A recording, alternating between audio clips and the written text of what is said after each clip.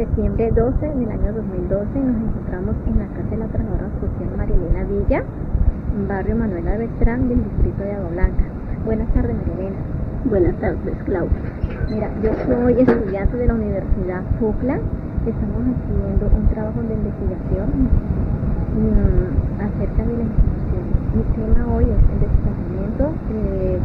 Sé que usted es una persona que trabaja acerca de este tema y me interesaría que me contestaran algunas preguntas que tenemos del tema. Bueno, de acuerdo, vamos a ver qué podemos hacer. Bueno, Marilena, ¿en qué consiste la problemática del desplazamiento? Cuénteme la parte del desarrollo histórico. Bueno, me voy a remontar hacia el momento en que que llegaron los españoles aquí a Latinoamérica. Desde ese tiempo, los españoles llegaron y encontraron riquezas y tierras que a ellos les sirvió para salirse del hundimiento económico en que estaba España. A partir de ese momento ellos nos trajeron la religión, y en medio de esa religión nos traen esos 50 años que para ellos llaman jubileo, descanso de las tierras, y como ellos tienen su hundimiento económico, rescatan para ellos un jubileo, y nosotros los que quedamos habitando aquí en Latinoamérica se llevan nuestras riquezas y nos dejan en el empobrecimiento. Desde ese momento, cada 50 años podemos notarlo, que los que quedan aquí administrando lo que tenemos se encargan de hacer una contrarreforma. ¿Y en qué consiste? Ellos se vuelven los latifundistas, a los que han cultivado sus tierras se las quitan, y como siempre los que son despojados de sus tierras quedan a la deriva, bregando a conseguir un nuevo sistema de vida para poder lograr subsistir.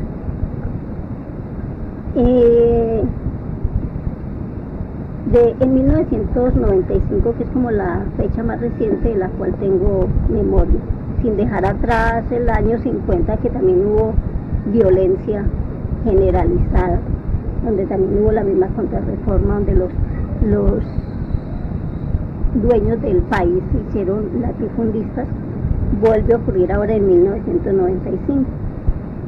Se habla de un Plan Colombia, y que actualmente lo estamos viviendo. En esa época se hablaba mucho de que iba a ser un plan para mejorar, para darnos muchas posibilidades. Sin embargo, lo que se ha venido es desplazamiento y desplazamiento, donde el país se vino a conocer las mejores partes del país, los lugares más pequeños, las veredas, los corregimientos que no se conocían en las grandes ciudades, vinieron a hacerse visibles a través del desplazamiento. Entonces se vuelve a vivir otra contrarreforma. Los ricos se hacen más ricos y los pobres vienen a las ciudades en cantidades a ser un gran número de habitantes en las ciudades más grandes. Bueno, hasta allí. Gracias, Marilena. Bueno, pero este desplazamiento ha traído muchos problemas, muchas causas, por ejemplo las psicólogas, las psicológicas, las biológicas, las sociales, familiares, las culturales. Dime de cada una cuáles son las causas. A ver, necesito como más claridad en esa pregunta. ¿Cuáles son las causas psicológicas, biológicas, sociales, familiares y culturales, dependiendo de la problemática de las personas que vienen desplazadas al valle? Bueno, si hablamos del campo, tiene una forma de vivir, la ciudad tiene otra. ¿Cómo se vive la parte psicológica en el campo? Pues voy a hablar independiente o a la par del campo y la ciudad, de cada una de las influencias, o no sé cómo se le llame, pero el aspecto psicológico voy a hablar en el momento. Bueno, en el campo, la persona en el campo tiene una total tranquilidad, se puede decir que es perfecta, su salud mental es positiva, goza de amplios lugares donde vive, donde cultivar, ríos, carreteras, bueno, Es una infinidad de paraísos en el cual ellos viven, por lo tanto, la parte psicológica la viven, es decir, para ellos ni existe eso, ni existe para ellos que es tener un estrés, que es tener un aburrimiento, porque ellos gozan de muy buena salud, al menos salud mental. Nos vamos para la parte de la ciudad. Llegan a la ciudad y donde ellos llegan, como vienen amenazados, se sienten perseguidos. Por donde van, así no los persigan, ellos se sienten perseguidos, por lo tanto intranquilos. Donde van sienten que no los escuchan como es, que son menospreciados, que les dicen son desplazados, que son limosneros. Son tantas las quejas de las que ellos se quejan, y su salud mental se deteriora de cualquier forma. ¿Sí? Bueno, pasemos a la parte biológica. Ellos en el campo gozan de buena salud porque sus alimentos son frescos, adecuados para su cultura, son abundantes y de muy buena calidad. Cuando llegan aquí a la ciudad, los alimentos son obligados, porque no pueden comer lo que ellos culturalmente están enseñados a tomar. Llega el hambre, llegan las necesidades, por lo tanto su salud se empieza a quebrantar. En el campo social, ellos donde están en su campo, ellos identifican su entorno y son reconocidos en el lugar donde viven, saben a dónde van, para qué son útiles, viven en una completa armonía. Muchos de ellos son líderes de comunidades, otros son profesores. Hay una variedad de cosas que para ellos es su identidad, pero llegan aquí a la ciudad y son extraños en su entorno, viven en una tierra ajena, como muchas veces se les ha escuchado decir. No conocen además el nuevo lenguaje que ellos traen. Ellos traen un lenguaje que cuando lo pronuncian aquí en la ciudad tropiezan, porque no son entendidos, ni ellos entienden las palabras que nosotros usamos aquí en la ciudad. Alguna persona decía que era como algo así, que hablando el mismo idioma usáramos palabras diferentes, era como si fuéramos extranjeros dentro de la misma Colombia. En cuanto a la familia, las familias en su lugar de origen son numerosas, viven unidas, cada uno tiene su pedazo de tierra pero cerca a sus padres, la siembra es en común, ellos cosechan para todos y tienen trabajo todo el año. Eso les permite reunirse todas las noches, los fines de semana, en sus fiestas. Hay una integración familiar que es muy armónica, pero llegan aquí a la ciudad y tiene que esa familia numerosa distribuirse en varios pedacitos de casa, porque no tienen por qué pagar una casa grande para todos ubicarse, y las casas aquí en la ciudad son demasiado pequeñas para ellos, que son un gran número de hijos. Entonces los hogares separados tienen que luchar cada uno por su propio bienestar, por lo que puedan vivir. Entonces empieza también, los que están estrechamente económicos empiezan a vivir una violencia intrafamiliar, porque ya la vida no es amplia, cada vez se hace más estrecha. En cuanto a lo cultural permite que ellos se despojen de sus raíces, sus bailes, sus costumbres, sus fiestas, sus reuniones, la parte religiosa, que para ellos es mucha la identidad cuando se hacen sus celebraciones religiosas en cada lugar. Eso hace que ellos allá tengan allá un respeto mutuo, que se conozcan, que disfruten de su parte cultural como en una forma muy recreativa.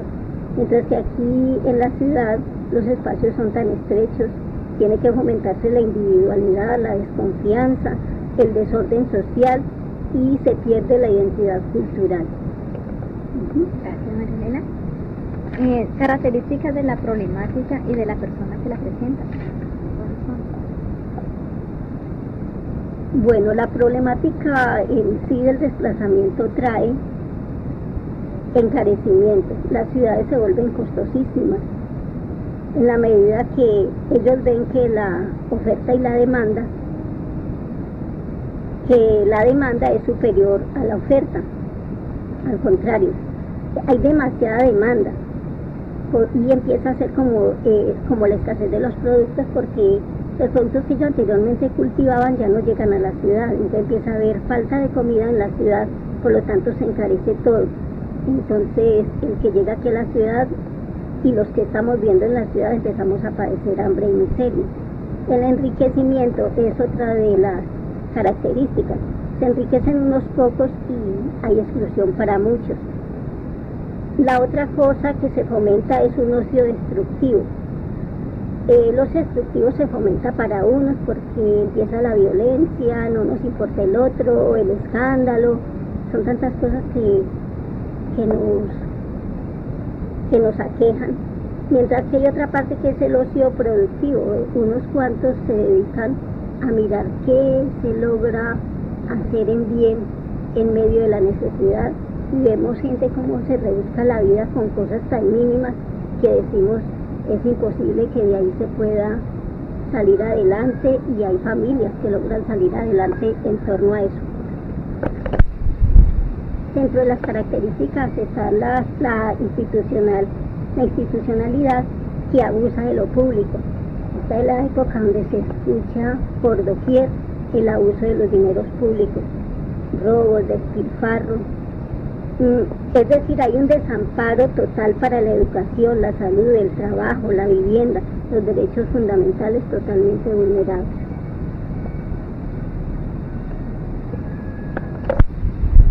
Gracias, María Elena. A ver, teoría sobre la problemática. ¿Con qué se trabaja institucionalmente? ¿Con qué se trabaja? Más bien se puede decir que no se tiene cobertura, se trabaja con las uñas, y lo que la gente comunitariamente da el apoyo desde lo que no tiene, porque institucionalmente es difícil.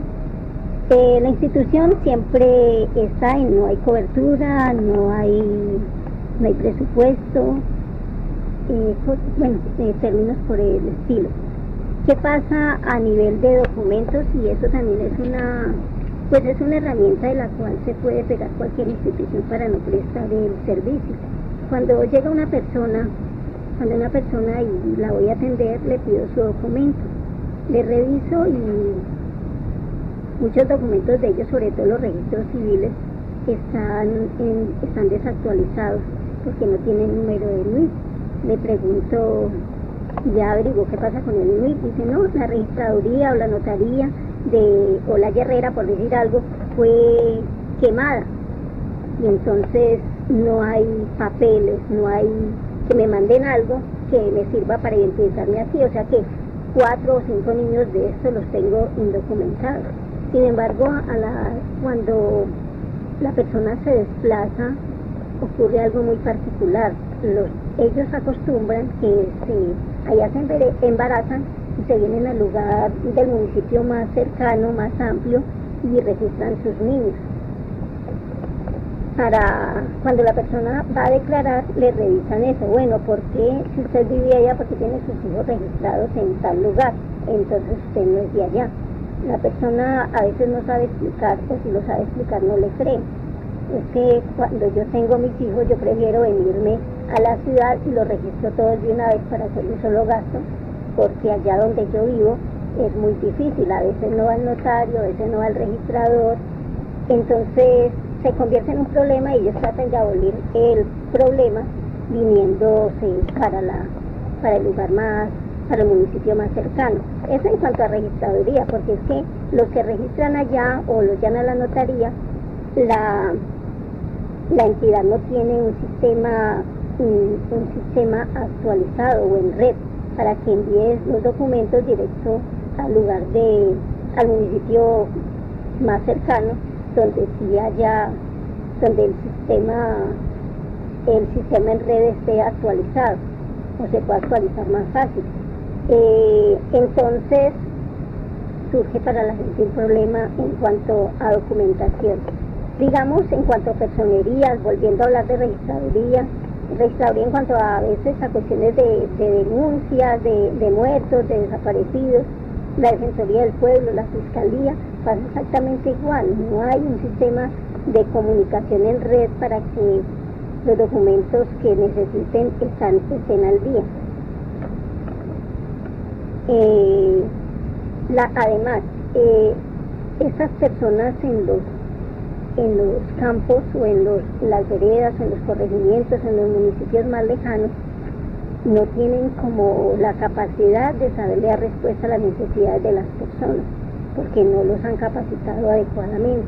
Todo se entorpece la posibilidad de que la persona que está llegando a la ciudad tenga mejor acceso a los diferentes derechos que tan ampliamente difunden por los medios de comunicación cuando llegan aquí a las ciudades. No podemos dejar atrás los hospitales, los centros educativos, los centros de salud, porque a medida que el desplazado llega a la ciudad, encuentra un entretejido de posibilidades, pero posibilidades muertas, porque por donde entran no hay la respuesta adecuada para que ellos accedan a tantas necesidades como las que traen. Creo que hasta aquí. Gracias.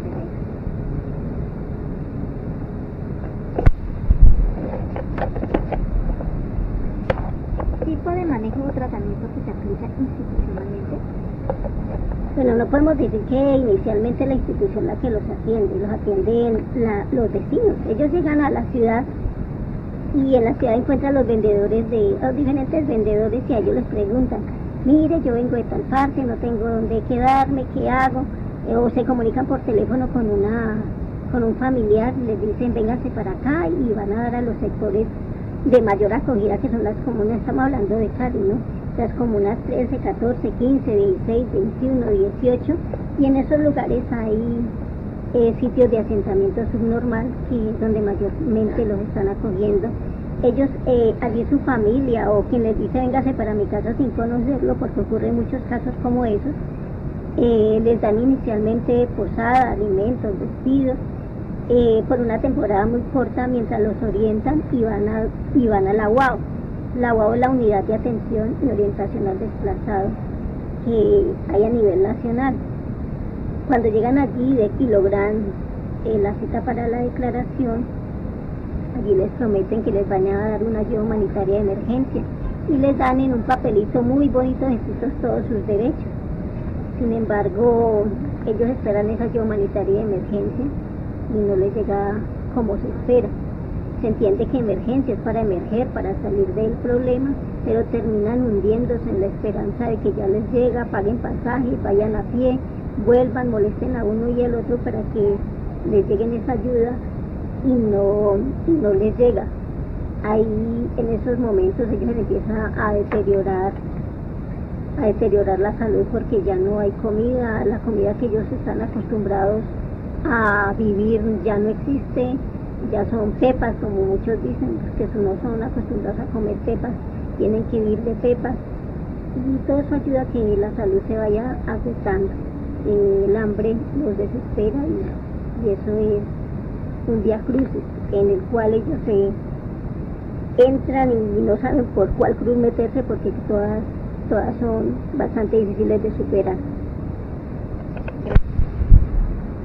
¿Equipo interdisciplinario que interviene? Sí. Bueno, ¿qué equipo interviene? Cuando el desplazado llega a la unidad de atención y orientación al desplazado, llega probablemente a declarar donde un personero, un defensor del pueblo, puede que haya un representante de la fiscalía. De acuerdo a lo que la persona en el momento le escuche, y de acuerdo a la sensibilidad que tenga el funcionario que lo va a atender, es posible que lo remita donde un trabajador social, a que lo termine de orientar. Si viene con problemas de salud, lo pueden remitir al hospital o los centros de salud cercanos, pues porque ellos tienen allí como mirar qué organizaciones están más cercanas a su punto de... porque ellos tienen allí cómo mirar a qué lado hay que remitir a cada persona. También hay atención de psicólogo en cuanto a la atención a víctimas, también lo de tierras, que no sé si en el momento será el encargado, pero también la parte de víctimas tiene que ver con la atención de preferente a tierras, lo de Familias en Acción, aunque eso está aparte, pero les da la dirección a qué lugar llegar. En cuanto a Secretaría de Educación, a otras ONG que prestan el servicio, los problemas que a veces surgen a través de bienestar familiar, porque muchos de ellos vienen con niños muchos de ellos vienen con niños huérfanos o que no tienen padres, y bienestar familiar les da en el momento necesario la atención que les debe brindar. También nos pueden enviar, aunque anteriormente la UAO remitía a Cruz Roja Internacional, creo que ahora ya no es así. Si los atiende la UAO, no los atiende la operadora de Cruz Roja Internacional. Cruz Roja Internacional parece que está trabajando un poco aparte. Anteriormente existía aquello de proyectos productivos y desafortunadamente eso no volvió a funcionar, y era un gran recurso para los que supieron aprovechar los talentos que tenían para poner en fin un sistema económico que les podía liberar un poco de esa carga en la que está sometido el Estado, de estar dando prórrogas de ayuda humanitaria permanentemente. Creo que esa es una falla grande en la cual se ha enredado el Estado y que no le hizo seguimiento adecuado a las familias que lograron tener proyectos productivos. Sé que algunos con muy poco han surgido y ahí están parados con ese poquita fuente de ingreso que les entregaron. Bueno, Marilena, ¿cuál es tu rol como trabajadora social? Es bien amplio y muy diverso de acuerdo al caso que llegue. Si llega una familia, cualquiera que sea, inicialmente le averiguo por su núcleo familiar. Le hago, como normalmente les digo, les voy a hacer un mapita de su familia, donde los hombres son cuadritos y las mujeres son bolitas. ¿Cómo se llama ese cuadrito? No, es un signo de hombre, es un cuadrito simplemente. Un cuadrito, y yo le digo mapita para no decirle familiograma, que ellos vienen y encuentran aquí una cantidad de términos. Para yo no embolatarlo, le digo que es un mapita de su familia, y algunos se interesan, me llama la atención, porque cuando se interesan ellos ayudan a construir el familiograma, y ellos mismos descubren cosas que yo les quiero preguntar y que ellos se me adelantan. Allí me doy cuenta las edades de los padres, si vinieron con adultos mayores, si vienen con discapacitados, con enfermos de nación, como muchos de ellos dicen, si vienen con hijos de otros, adoptivos, si la complejidad en la que viene la familia desplazada.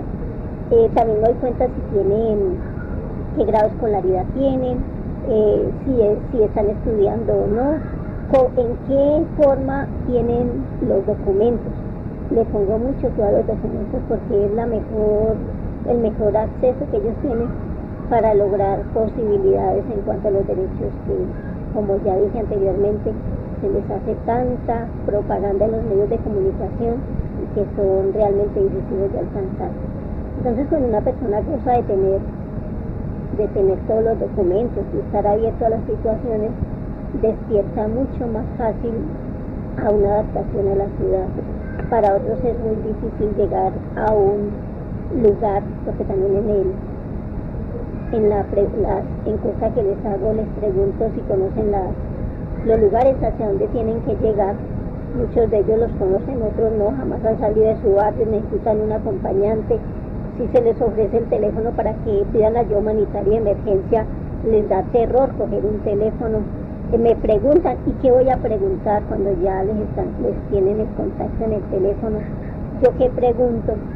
Entonces son situaciones bastante desventajosas para ellos. Bueno, de acuerdo a la necesidad que voy ubicando en medio de ese familiograma, le doy prioridad a las necesidades y les voy diciendo una a una, mire, si no ha pedido la ayuda humanitaria de emergencia, venga, ¿cuánto recibió la última ayuda? Me dicen, entonces les digo, venga, les hago el derecho de petición para que les programen la ayuda humanitaria. Algunos dicen, yo voy directamente a la UAO, pues que vayan, Los que dicen yo he ido y no consigo cita, les digo, les puedo hacer un documento, entonces ellos son libres de decidir si lo quieren o no. Cuando ya tienen su documento, les digo, vénganse dentro de 15 días para que nos demos cuenta cómo va esa ayuda, y les voy haciendo como un seguimiento de ayudas en la medida que cada cual viene a buscarme, y les voy dando orientación de cómo ir solucionando la problemática individual, familiar, por decir algo, hasta que ellos van conociendo cómo se maneja y ya ellos solos empiezan a hacer sus diligencias personales y aprenden a enseñarle a otros cómo se pueden ir desenvolviendo en esta masa tan grande de población que hay en la ciudad, está diciendo lo mismo. ¿Resultados institucionales? ¿Cuáles son? Escasos. ¿Por qué? Porque si las instituciones miraran a los desplazados no como problema y no como parte de la solución, habría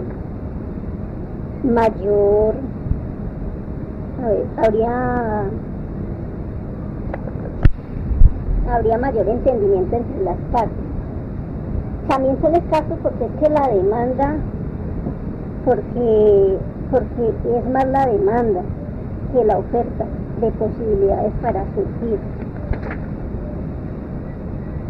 Las partidas o presupuestos que le dan a las entidades operadoras se quedan en lo administrativo. También digo escasos porque hay un ejemplo, algunos desplazados que han llegado en el año 2000 y que jamás se ocuparon de estar detrás de la red de solidaridad, como en otro tiempo se llamaba, pedirles las ayudas humanitarias. Ellos se ocuparon más bien de trabajar. Al ocuparse de trabajar, ellos tienen que entrar al sistema de pagar su seguridad social.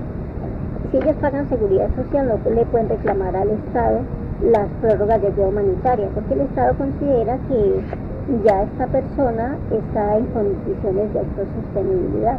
No importa que trabaje un mes, prepare 3, como ocurre con los trabajos de construcción, a veces tienen trabajos por 6 meses, se paran otros 3, 4 meses, pero ellos tienen que siempre incluirse en el sistema de seguridad para trabajar en ese tipo de trabajo.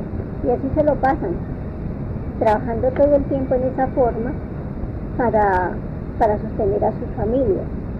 Pero el Estado, como no entiende eso, los deja por fuera de las ayudas humanitarias, y esta es la hora que no tienen siquiera vivienda, que se han postulado para las viviendas y en este momento les dicen que están calificados, pero de ahí la respuesta no pasa. Es una situación bastante difícil entender que ellos en esa forma van a lograr autosostenibilidad como lo propone el Estado. Además, también es imposible que ellos logren resultados si los desplazamientos masivos siguen apareciendo, no solamente a nivel rural, sino también urbano, sin contar los intraurbanos de las grandes ciudades donde están llegando los desplazados, porque cuando dije urbanos es de los sitios, de los municipios pequeños donde también sale gente desplazada, pero a las grandes ciudades donde llegan los desplazados hay también desplazamiento interurbano, porque la violencia se va regando también para estos lugares.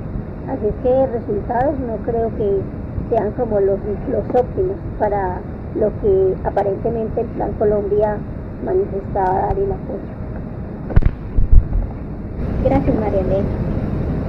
Empezamos 2:15 de la tarde. Son las 3:35